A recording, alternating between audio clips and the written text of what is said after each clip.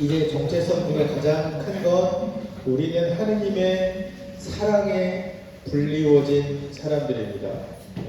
진짜 하고 싶었던 말은 그거예요. 하느님이 우리 여러분들을 너무 사랑하셔서 그 구역장이라는 자리를 통해서 그거를 좀 보여주고 싶으신 것 같아요. 사람들을 통해서 하느님께서 어떻게 일을 하시는지를 보여주고 싶으신 거고, 그만큼 나한테 가까이 오기를 바라시는 것 같습니다. 네. 뻥인지 아닌지는 이제 살아보시면 됩니다. 자, 은총의 전달자라는 그 부분들로 보면 구역장님들이 이제 구역원분들 만나실 거란 말이에요. 그러면 이런 상황에서 어떻게 해야 되는지가 궁금할 때가 많아요. 그렇죠? 그래서 기본적인 것들을 제가 말씀을 드리고, 그 이후에 정말 어려운 부분들은 언제든지 연락하세요. 연락하시면 저도 고민해보고 연락해드릴게요. 그래서 이거 띄워드릴게요. 카페에다가. 저 이렇게 나왔을 때 찍지도 않으시더니 저런 거 나올 때 찍으시고 말이야. 속상하네. 자, 성사의 은총을 전달하는 사람들인데, 제가 봤을 때 많은 교우분들이 성사에 대한 정보, 성사를 통해서 은총을 받는 방법들을 잘 모르세요. 몰라서 못하시는 경우가 더 많아요. 아는데도 안 하는 경우는 적다라고 생각을 합니다. 제가 만나서 물어봤을 때 심히 몰랐어요. 그래서 한 달 전에 무슨 일이 있었냐면, 전임 면담을 하는데 교적을 봤는데 둘이 세례를 받았는데 결혼을 했어요. 보니까 둘 다 유아 세례예요. 근데 혼인 이게 없어요, 성사가. 그래서 물어봤어요. 결혼하시기 전에 두 분 다 신자셨죠? 예. 혼인 성사를 어떻게 하셨어요? 안 했는데요. 왜요? 아무도 하라는 사람이 없었대요. 그래요? 그래서 혼인 성사를 했어요. 한 달 전에 본당에서. 그러니까 당연히 혼인 성사 혼배 면담에서 통해서 전달되어야 될 아이들의 신앙교육이나 이런 걸로 아무것도 못했어요. 왜? 아무도 말해주지 않았어요. 너무 충격적이었어요. 부모님도 말을 안 해줬대요. 부모님도 신자였는데 어떻게 이런 두 분이 같이 만나셨을까? 라는 생각을 했는데, 그래도 잘 돼서 지금은 혼배 그 면담하고 성사하시고 아이들도 나오고 있습니다. 자, 세례성사 안에 볼 수 있는 건 유아 세례와 성인 세례가 있어요. 유아 세례의 나이는 신생아부터 100일까지. 그래서 교회 안에서 지치 사목지침서에서는 100일 이전에 유아 세례를 받기를 이야기하고 있어요. 옛날에는 빨리 죽는다고 해서 더 빨리 줬었죠, 세례를. 근데 지금은 유아 세례를 잘 줘요, 안 줘요? 잘 죽어요? 잘 안 줘요. 이유는 뭐예요? 제가 부모님들한테 물어봐요. 왜 아이들 신앙교육 안 시켜요? 라고 물어보면 뭐라고 대답하신 줄 아세요? 아이들에게 신앙의 자유를 주고 싶으시죠. 이거는 무슨 얘기예요? 신앙에 대해서 모르는 거예요. 아예. 그리고 내가 부모님을 통해서 나에게 전달된 이 신앙과 믿음에 대해서 한 번도 고민하지 않은 거고, 한 번도 그 믿음 때문에 기뻐한 적이 없는 분이라는 걸 대놓고 드러내는 거예요. 아이가 나중에 신앙을 선택하게 하려고요. 어떻게 보면 자녀들에 대한 신앙은 의무예요. 우리가 초등학교, 중학교 교육이 의무인 것처럼. 왜? 교육이 왜 의무예요? 이거 교육 안 받으면 애들 빠가 되잖아요. 빠가.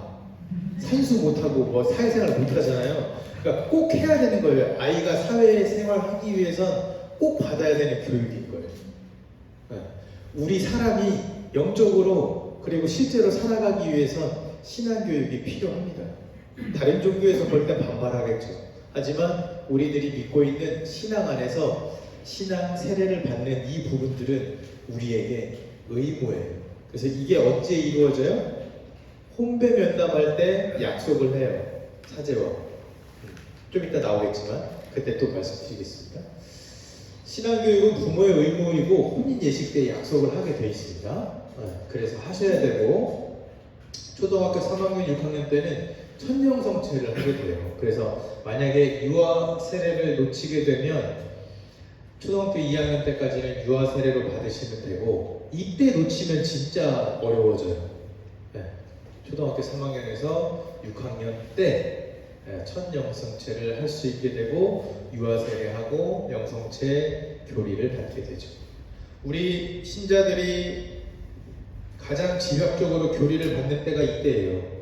그 이후에 뭐 꾸르실료 아니면 봉사자 교육 다른 영성 교육 이런 부분들을 들으면 모르겠지만, 그렇지 않고서는 이게 처음이자 마지막으로 교육이 될 때가 많아요. 근데 아이들이 이때 받았던 교육들을 많이 기억하고 있습니다. 그래서 구역원 분들 만날 때 확인하세요. 자녀들이 세례를 받았는지, 몇 학년인지, 지금 이 나이 때는 받을 수 있는 것들이 무엇인지, 그리고 설명하세요. 아이들 왜 세례 안 시켜요? 아이들이 신앙 선택하게 해주실 때 이러시면 안 돼요. 잘 설명해 주셔야 돼요. 에이 이러지 마시고, 아이들한테 왜 신앙을 잘 물려주고 아이들이 이해하지 못해도 그 신앙적인 토대 안에서 자라나야 되는지 정말로 여러분들이 잘 고민하시고 알려주셔야 돼요. 의무입니다, 의무. 외자교들에 대한 소개, 이분들은 이제 어른 세례로 들어가겠죠. 그래서 1년에 2번, 8월 15일과 12월 25일 날 이렇게 세례식이 있는데 예비자 교리 소개를 해주시면 돼요. 그래서 외자교 분들 많으신데 그분들 위해서 함께 또 기도해 주시고, 구역 모임 때 그냥 한번 오시라고 해서 같이 이야기하시고 그런 관계들을 만드시면 좋을 것 같습니다. 견진 나이는 만 12세 이상, 그래서 6학년 이상, 보통 중학교 1학년부터 주죠. 근데 특수한 경우에 6학년들도 주고 있습니다. 그래서 입문성사로는 세례 성체 견진이에요. 7성사 중에 정확하게 나와요. 입문성사. 그래서 우리가 신앙생활을 하기 위해서 이 세 가지의 성사가 이루어지면 이제 신앙생활에 입문하게 돼요. 그래서 최소한 우리 자녀들한테 세례, 성체, 견진까지는 하게 해줘야 돼요. 그래야 나머지 4가지 성사를 중에 자기들이 받게 돼요. 견진까지는 꼭 할 수 있게 해줘야 돼요. 그래서 이게 태어날 때, 이게 유아기, 어릴 때, 이때가 청소년기 때, 이 다 그 구간이 있는 거예요. 그 다음에 이제 혼인하게 되고, 그 다음에 오는 성사는 뭐 병자성사나 고해성사, 성체성사들이 계속 반복해서 일어나겠죠. 2025년도에 본당에서 견진교리와 견진성사가 있을 겁니다. 그래서 파악을 해두시고 내년에 있을 거니까 내년에 견진성사 받읍시다라고 계속 얘기해 주셔야 돼요. 그래야 그분들도 준비하게 됩니다. 성체성사에는 여러 가지의 형태가 있겠죠. 우리가 미사 때 성체를 모시는 걸 뭐라 그래요? 영성체라고 해요. 그래서 보통 영성체성가라고 해요. 영성체는 성체를 모시는 거, 영하는 거를 의미해요. 그래서 영성체할 때 그거고, 많이 헷갈려 하시는 거, 환자 영성체, 병자 영성체, 봉성체 같은 말이에요. 환자 영성체, 병자 영성체, 봉성체. 봉성체는 받들 봉자를 쓴대요. 그래서 성체를 받들어 모신다 라고 해서 그러니까 봉성체의 대상은 주일미사에 참여하지 못하는 거동이 불편한 환자나 노인들에게 성체를 모셔다 주는 겁니다. 지금 본당에서 1분, 2분, 3분 이렇게 하고 있어요.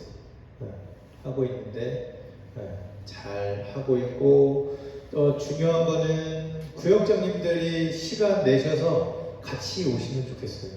지금 리더힐스랑 호반 1차 이렇게 가고 있는데, 호반 1차에 장세빈 요새병제님하고 판길레 루시아 자매님이 조금 지금 자녀들하고 좀 막혀서 지금 뭐가 안 되고 있는데 곧 또 다시 갈 것 같습니다. 그래서 그 소식이 들어오면 같이 가셔서 구역장님들이 함께 하시면 좋을 것 같습니다. 그래서 저와 함께 방문하시면 좋겠다는 것을 기억하셨으면 좋겠습니다. 좋겠습니다. 자, 병자성사 정말 중요한 부분들이에요.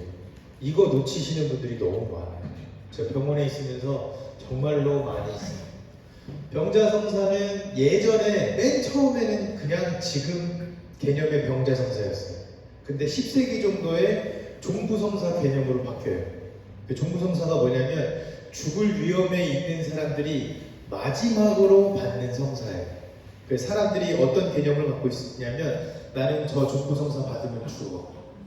그래서 병자성사 받으시겠어요? 할머니들은 싫어요. 다 이게 옛날의 개념 때문에. 근데 제2차 바티칸 공의회 후에 지금의 병자성사로 다시 개념이 바뀌었어요.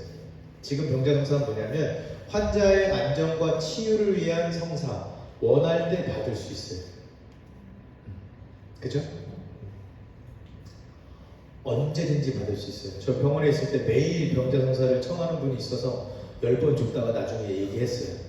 저 너무 힘들어요. 매일 와가지고 병자성사 드리는 거 너무 힘들어요. 그래서 하느님의 성사가 받으시면 지속되는 거니까 마음이 급하고 이래도 그때 그렇게 기억하세요. 그래서 어떻게 된 줄 아세요? 이틀에 한 번 가세요. 하루 참으시더라고요. 그래서 병자성사는 아프거나 힘들 때 하느님께서 잡아주시는 치유와 위로의 손입니다. 그리고 구역에 병자성사 필요하신 분들 파악하시고 알려주셔야 돼요. 네, 알려주셔야 돼요. 지금 보면 가정 안에서 아프신 분들 있으면 많이 숨겨요. 근데 그 숨길 거 아니에요.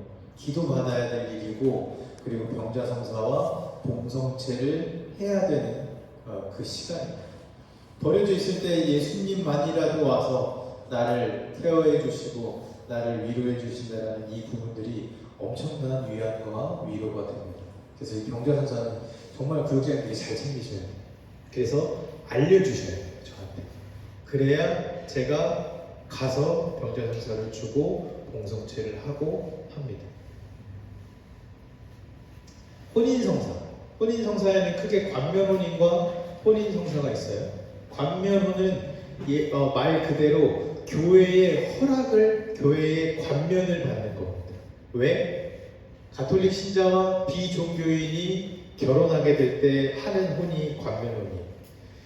전통적으로 가톨릭 교회는 신자와 신자의 혼인만을 허용합니다. 여기서 뭐라고 하면 어쩔 수 없어요. 왜냐하면 가톨릭 교회는 신앙을 지키기 위한 편이기 때문에 그래요.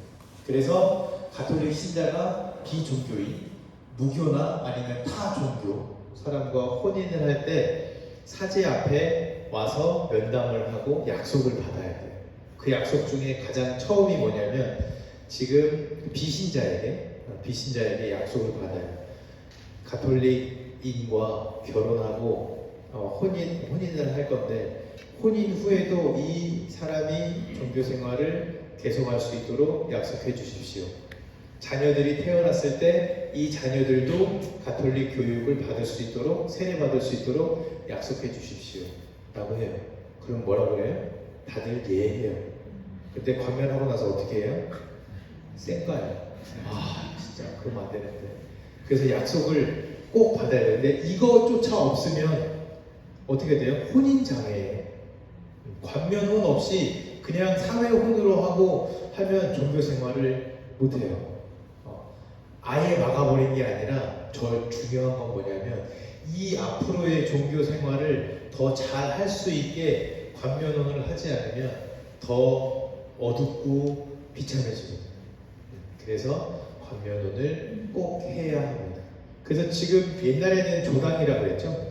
혼인장애 때문에, 이것 때문에 혼인장애에 걸려서 미사는 나오시는데 성체 못 영하시는 분들도 있어요. 이 관면혼은 간단해요. 그냥 면담하고 예식하면 돼요. 그래서 관면혼 했는지 안 했는지도 파악해 주셔야 되고, 혼인성사는 아까 말씀하신 대로 신자와 신자가 결혼할 때 하는 겁니다. 그래서 두 명이 다 신자라고 해서 마음대로 결혼하는 게 아니고 사제와 면담하고 혼배 예식을 해야 됩니다.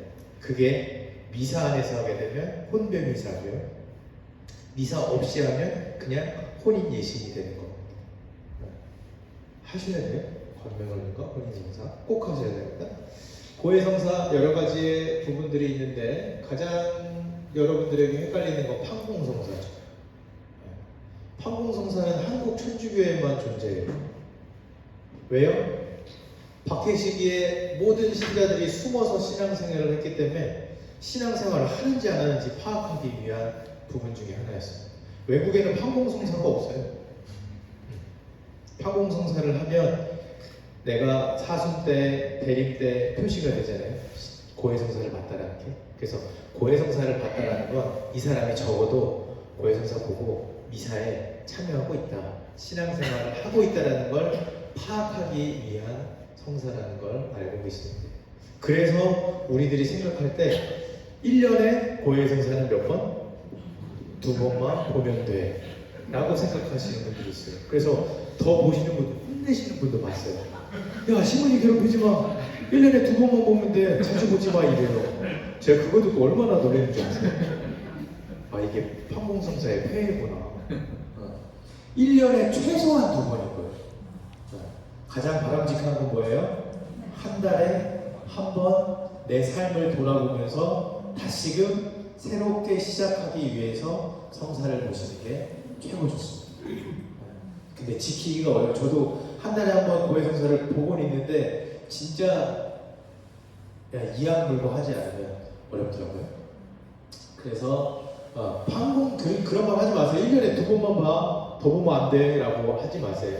최소 2번이고 고해성사의 필요성, 어떤 부분들이 있을 때 야, 그냥 조용히 있어 이렇게 하지 말고 가서 고해성사 보고 면담성사도 할 수 있고 총고회도 할 수 있어, 다 이렇게 알려주시면 좋겠어요. 이때만 보는 거 아닙니다. 그렇게 알아주시고, 자, 여기서 구역원분들 파악하는 것도 되게 중요해요. 2023년도 정리해 보니까 전입을 47건 오셨어요. 많이 오셨죠? 네. 그리고 전출을 25건 가셨어요. 근데 전출 가셨을 때 저 딱 한 가정 만나봤어요. 전입 오실 때는 어차피 오셔야 되니까 만나잖아요. 전출 가실 때는 그냥 가세요. 그래서 좀 서운했어요. 그 김부리, 바틸다 그분만 인사하고 가셨어요. 나머지 분들은 그냥 가셨어요.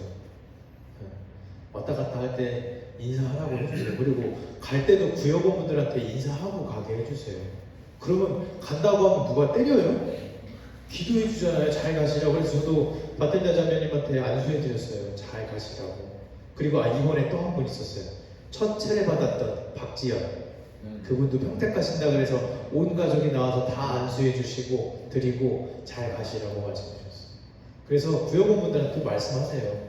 전입 오셨을 때도 환영받잖아요. 가실 때도 기도받고 가실 수 있게 알려주세요. 그래서 지금 우리 본당을 보면 계속 교적이 늘어가는 상태예요. 올해만 해도 22건이 새로 오신 거예요. 가정이 22가정이니까 2명씩만 잡아도 한 40명이 더 든 거죠. 그래서 이런 부분들, 제가 전입 오면 저 작년에 47건 전입 면담 다 했어요. 길을 쓰고 다 했어요. 그리고 저 전입 면담 하면 여러분들한테 문자 보내죠. 남성 구역장님들한테는 잘 안 보냈어요. 여성 구역장님들한테는 누구누구 전입 면담 했습니다, 단톡방에 초대해 주시고 환영 인사해 주세요 라고 다 문자 보냈어요. 받아주시고 환영해 주시고 미사 때 꼭 만나주세요. 거기서 끊기면 새로 오신 분들이 뭔가 비집고 들어갈 틈이 없어요. 비집고 들어갈 가장 소중한 틈은 구역이에요. 구역에서 시작해서 알려주고 서로 만나게 하고 해야 됩니다. 그리고 구역원들 애경사 있을 때 바로바로 알려주세요. 사무실 또는 저한테 바로바로 알려주시고, 이 구역원 분들이나 혹시 구역원 부모님들이 선정하셨을 때는 바로 연령회장님한테 알려주세요. 아니면 사무실에 바로 알려주세요. 이거 정말 짧은 시간이지만 2박 3일 짧은 시간이지만 이때 우리들이 가서 기도해주고 관심 가져주는 것과 그렇지 않은 것의 차이가 너무 많이 나요. 맹단 풀고 다시 나오신 분들 물어보면 거의 한 40-50%가 이 부분들이에요. 저희 부모님 돌아가셨을 때 구역에서 오셔서 본당에서 오셔서 기도해 주셨어요. 그래서 다시 시작하게 됐어요. 정말 많아요. 경사는 조금 덜하지만 애사는 특별히 더 큽니다. 그리고 이런 부분들, 특별히 공동체 병자성사와 관련된 부분들은 알려주셔야 돼요. 그래서 밀접하게 소통을 하게 되면 그 은총이 우리에게도 전해지지만 그 사람에게 전해지게 됩니다. 그래서 그들의 믿음을 보시고 예수님의 은총과 기적을 베풀어 주신 것이 저기에서 드러나게 됩니다. 자, 다다음 주 해야 될 거예요. 그래서 생각해야 될 부분, 이거는 핸드폰으로 한번 찍으셔도 돼요. 네. 그래서 한번 생각해 보세요. 구역별 고리 기도를 할 건데 어떤 방법으로 우리 구역은 하지? 기본적인 틀은 있는데 구역 내에 쉬는 교우들이 어떻게 이 구역별 고리 기도에 참여할 수 있도록 하지? 라는 거 생각 한번 해보시고, 이제 5월부터는 가정 방문을 갈 건데 요일하고 시간, 우리 구역에 어떤 요일하고 어떤 시간, 하루에 몇 가정 정도면 괜찮겠다라는 것도 생각해 보셔야 됩니다. 그리고 가정 방문 후에 그 구역 가정 방문이 끝나면 구역 미사를 할 건데 어떻게 하지? 그런 부분들도 생각해 보시기 바랍니다. 그리고 소공동체 모임 날짜와 장소, 지금 보면 본당에서 하잖아요. 미사 끝나고. 그래서 구역 미사 참여하는 것과 구역 모임이 좀 달랐으면 좋겠어요. 지금 보면 한 날에 두 구역이 같이 하잖아요. 그래서 그건 좋은 것 같지 않아요. 될 수 있으면 성당이 아닌 각 구역원들이 모일 수 있는 구역의 어느 집이나, 지금 보면 아파트 게스트하우스도 많이 하시잖아요. 차라리 그게 더 나을 것 같아요. 그래서 구역 미사는 구역 미사별로 나오시고, 구역 모임 소공동체 이제 하는 날은 따로 정하셔서 하시면 좋을 것 같아요. 본당에서 하시더라도 이제는 카페가 아니라 이렇게 각 구역이 독립될 수 있는 장소로 오셔서 하시면 좋을 것 같아요. 그래서 한번 이것도 생각해 보시면 좋겠습니다. 다 찍으셨죠? 네. 끝입니다. 그래서 오늘은 첫 번째 시간으로 정체성하고 어떤 역할에 대해서 이렇게 말씀드렸는데, 핵심은 하느님께서 부르셨으니까요. 하느님께 가까이 가시면 하느님이 알아서 이루어 주실 거예요. 우리가 할 수 있는 건 일이 아니라 하느님과 밀접하게 붙어 있으시면 됩니다. 그러면 그렇게 할 수 있도록 다 해주실 거예요. 그러면 걱정이 없는 거죠. 가서 먼저 물어보시고 어떻게 해야 될지 말씀드리시고, 그리고 잘 듣고 오시면 어떻게 해야 되는지 다 알려주실 겁니다. 신기하게 다 알려주실 거예요. 그래서 그 부분들 잘 기억하시고, 또 다음 주 설 잘 보내시고, 두 번째 때는 제가 이 주제들을 조금 구체적으로 드릴 테니까 구역장님들끼리 토론 한번 해보세요. 그리고 좋은 의견들을 한번 제시도 해줘 보시고 그렇게 하시면 될 것 같습니다. 그리고 혹시 질문 있으세요? 네. 제 친구하고 이제 냉담하는 친구들이 많아가지고 네. 얘기하는데 성당을 가고 성사를 가야 되잖아요. 그런데 성사 조금 괜찮은데 이제 뭐 말을 못할, 고백을 못할 죄도 있다고. 그러면 내가 이 밖에 생각하지 못한 죄도 있는, 그렇게 해서라도 성사보고 성당 가라. 그런데 친구는 내가 알고 있는 죄를 그렇게 그 안에서까지 내가 거짓말하는 얘기야. 그쵸. 그거를 모고해라고 합니다. 네. 고백하는 친구들 꽤 있어가지고. 고해성사 때 말할 수 없는 죄가 어디 있어요? 없어요. 내가 안 하는 것 뿐이지. 그만큼 아직 단계 안에서는 하느님이 무서운 거죠. 그래서 뭐 어떻게 해야 될까요? 일단 그분 위해서 기도해 주셔야죠. 그분 마음을 좀 열 수 있게 미사 때도 기억해 주시고, 기도해서 그거를 뚫지 않으면 그냥 인간적인 말로는 안 돼요. 하느님이 힘으로 나를, 그러니까 그거를 나한테 들려줬다라는 거 분명히 내가 기도하라는 신호죠. 그죠? 괜히 들려주지 않아요. 그래서 그 친구를 위해서 먼저 기도해 보세요. 그래서 나도 위해서 기도하니까 네가 하느님한테 온 마음을 맡기고 나아갈 수 있도록 내가 기도할게 라고 하면 많이 돌아올 겁니다. 고해성사 할 때 내가 아는데 숨기지 마세요. 그게 죄예요. 고해성사 보면서 죄 짓는 거예요. 하느님이 좁은 분 아니세요. 하느님한테 못 얘기할 죄가 뭐가 있겠어요. 신부님만 때리지 마세요. 또 질문 있으세요? 없으시면 영광송 바치고 강복 드릴게요. 모두 일어나 주시기 바랍니다.